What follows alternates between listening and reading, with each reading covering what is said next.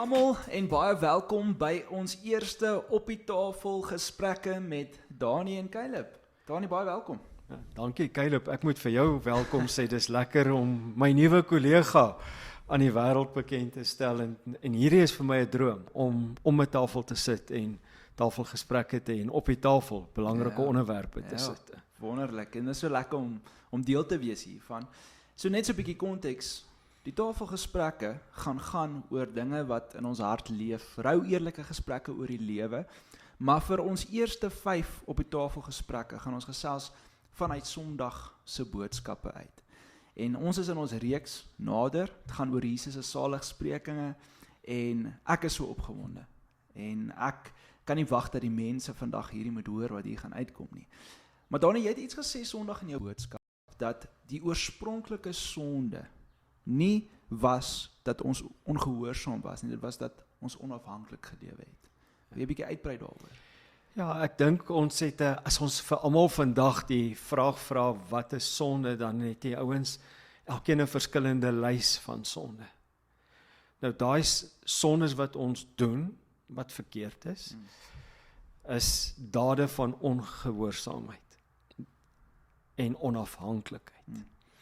So, as ons wil sonde verstaan, en ek wil kort gou daaroor praat, want ek dink dis die meeste vraag wat ek na die inhoud sal gereeld kry, is dat, wat is dan, waar kom sonde vandaan? Dan moet ons kyk na Genesis, want dis is ons waar dit plaasgevind het. Sondeval. En as ons na die sondeval toe gaan, moet ons verstaan, God het die mens in 'n perfekte, volmaakte verhouding geskape. Toe het hy vir die mense sê, ek gee aan jou vrye wil. Heers oor die plante, heers oor die diere, heers oor die aarde, maar van een ding wees van my, en hier is die kern, afhanklik van die kennis van goed en kwaad. En wanneer ons dan kyk na die sondeval, was daar nie pornografie nie. Daar was nie dwelms nie, daar was nie drank nie, daar was nie die lys wat ons sal maak, wat ons as sonde beskou nie. Die oorspronklike sonde was dat die mens het toegelaat, dat die vyand in sy denke twyfel oor God se gesag en God se purpose met sy lewe sal vra. En hy het vir die mens gesê, jy gaan soos God wees, as jy onafhanklik is. Ja. En dit is die oorspronklike sonde. Die Griekse woord wat gebruik word is harmateo. En is missing the mark. Nou as ek 'n prentjie vir die ouens kan skep, is dis soos 'n pyl en boogskieter wat daai cherry moet raak skiet. Yes, ja. En die hele tyd dit misskiet. And that's missing the mark. En wat is die merk? Die merk is nie moenie nie. Die merk is moet. Wees van my afhanklik. Ja. So as jy afhanklik raak, dan begin jou hele wese en manier van dink en doen verander. En ek gaan vinnig daaroor stil staan. Is ons veg ons hele lewe lank teen sonde. Nou as jy sonde kon wen, sê jy eintlik ek het weer eens nie Jesus nodig nie. Weer onafhanklik. Ja, dis baie waar. So die ouens sukkel daarmee. Ons het ek gaan drank wen of ek gaan dit wen, wat ook al my lys is. Ja. Nee, jy gaan nie. Wat ek agtergekom het, is wanneer ek diep afhanklik van Here is, verander my fokus na hom toe.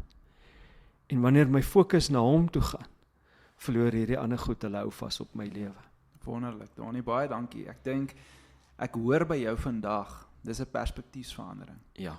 Dis iets wat hier in ons denke gaan moet begin skuif. En ek hoop julle elkeen wat vandag na hierdie eerste tafelgesprek luister, hoor dit dat dit gaan vat dat ons as mens gaan moet wil verander. Ja. Ons gaan moet wil afhanklik leef van die Here. Ja, dis hoekom ons Sondag gepreek het oor die saligspreking. Gelukkig is die mens wat weet dat hy afhanklik is, dat hy God nodig het.